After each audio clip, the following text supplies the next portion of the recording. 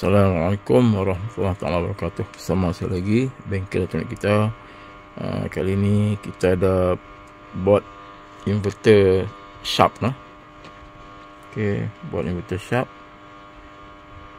Dan apa ni, masalah dia adalah power lah. Tengok kat sini kapasitor dah bengkak lah. Kapasitor dah bengkak. So kita akan cuba untuk repair lah. Okey, ni lebih pada walaupun board inverter tapi lebih pada switching mode power supply lah. Okey, kalau tengok kat sini switching mode power supply ni dia macam U. Okey, dia masuk sini live neutral, kemudian yang ni adalah EMI electromagnetic interference sikit, filter lah, untuk filter frekuensi daripada luar, filter frekuensi daripada dalam supaya tak keluar. So EMI, kemudian dia masuk ke bridge. Ini line filter, ini pun line filter, banyak line filter, ini kapasitor lah. So dia masuk melalui EMI, kemudian ke bridge. Bridge ni min kapasitor, kemudian dia masuk ke switching mode power supply kat sini. Dan sini IC switching mode lah. Okey. Dan sini output dia. Output dia sebelah ini, maksud dia ini adalah hot, ini adalah cool. Belah ni adalah hot dan belah ni adalah cool. Ni yang ni chopper, high frequency transformer. So belakang ni, di belakang ni belah sini belah sini adalah hot, belah sini adalah cool. So output dia kita boleh measure dekat dekat sini lah, kawasan ni dekat jumper ni. Ada jumper sini positif, ada jumper ni negatif. Kita boleh measure sini output di cool lah, cool atau keluaran DC dia. Kita boleh measure kat sini. So kita akan cuba tukar kapasitor dulu, dan saya akan check dulu lah semua komponen ni, kapasitor ni confirm balik. Kalau ok, dan kita akan masuk supply lah. Saya tukar ni dulu. Ok, ada yang baru so kita akan tukar. Nilai dia adalah, sini adalah 180 microfarad, 450 volt. So kita memang ada exactly value yang sama. So saya akan tukar. Ok, saya tutup dulu. Untuk pendekkan video, saya tutup dulu untuk saya cabut kapasitor ni. Ok, kita akan measure, tengok yang kembung rosak ni, berapa nilai dia.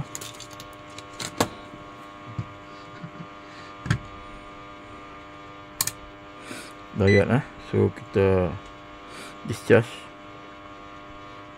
dulu.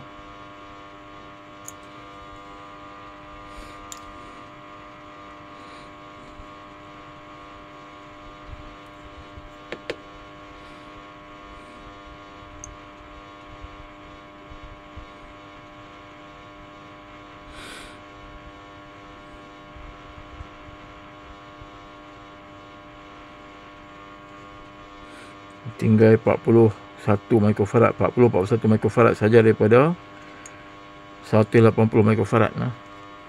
180 microfarad dah jadi lebih kurang 40 microfarad saja. Rosak lah.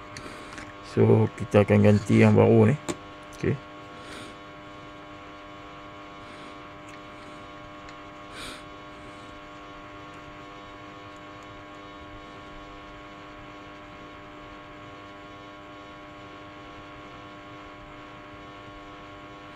$169 lebih kurang 170 lah. 169 so kita akan ganti kat sini lah. Saya akan solder dulu. Sekejap. Ok, saya dah bubuh kapasitor yang baru. So kita check fuse. Check fuse dulu. Ada dua fuse kat sini.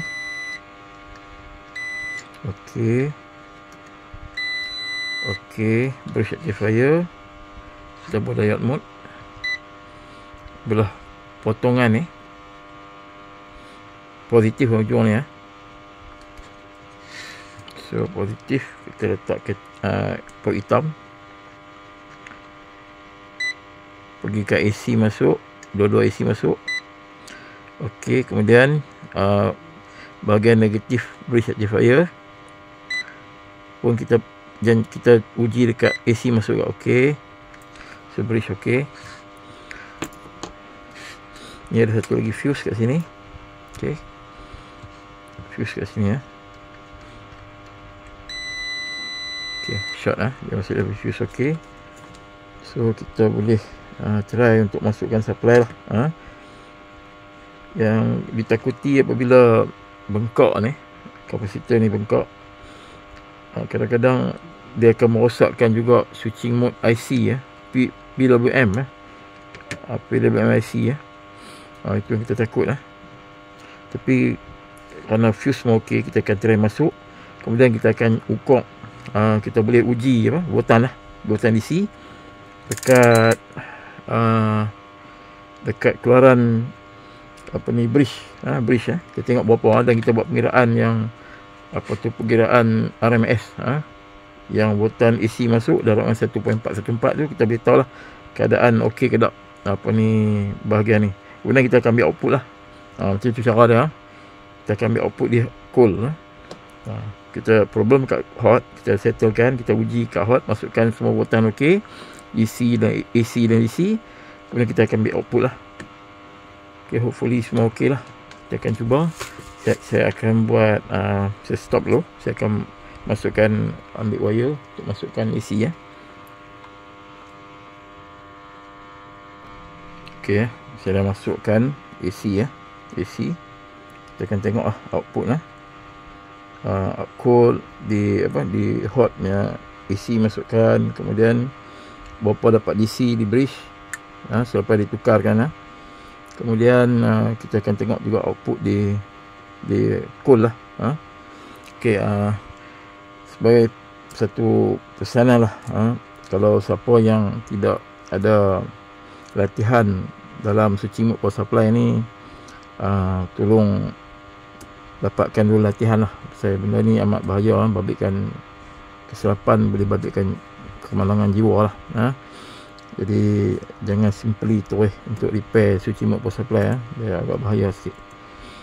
So kita akan terus masukkan supply. Saya akan on supply lah. Bismillah.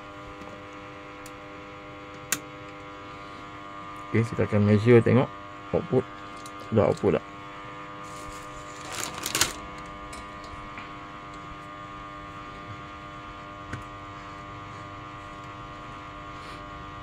Saya akan bubuh mode AC dulu. AC masukkan dulu.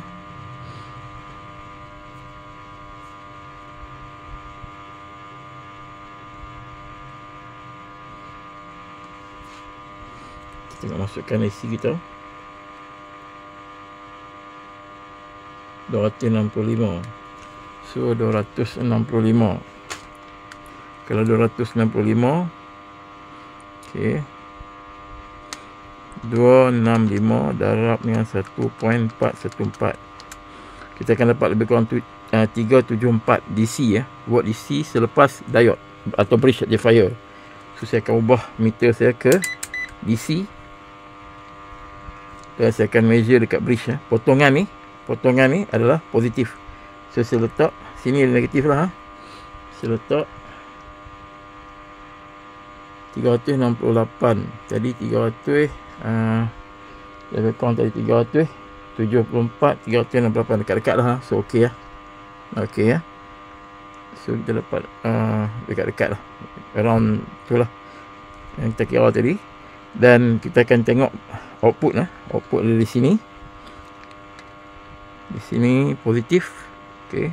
Di sini negatif. 12 volt lah. So dah ada 12 volt. So dah ada output lah 12 volt lah. Okey. Jadi saya rasa okey lah buat ni. Dah ada output 12 volt. So saya tak pasti, kita boleh check ke tak IPM ni. Saya off dulu. Kita try check IPM. Pasal sensor tak ada. Jadi kalau sensor tak ada setengah board dia akan cut off. dia anggap error. Pasal kita tak boleh sensor dia, sensor PCI punya sensor sensor apa tu, beberapa sensor lah. Jadi kadang-kadang bila tak boleh sensor ni, dia akan jadi apa, dia akan jadi error lah. Tapi kita try tengok, kita try uji. Sini adalah keluaran IPM ni IPM, ada UV dan W ni. Saya try pakai,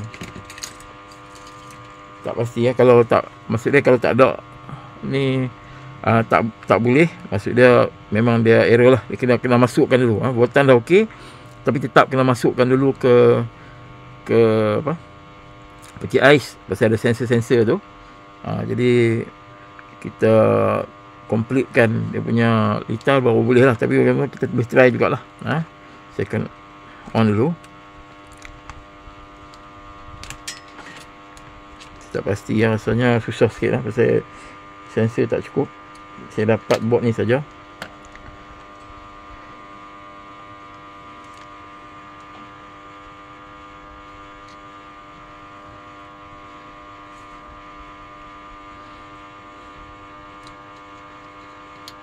So, saya akan try on. Bismillah.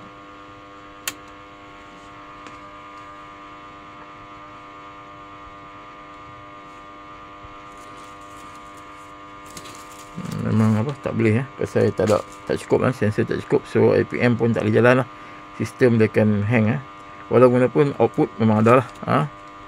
Output tu tidak ada masalah. Output ada. So, kita tengok jadilah output 12 volt lah, ada 12 volt lah.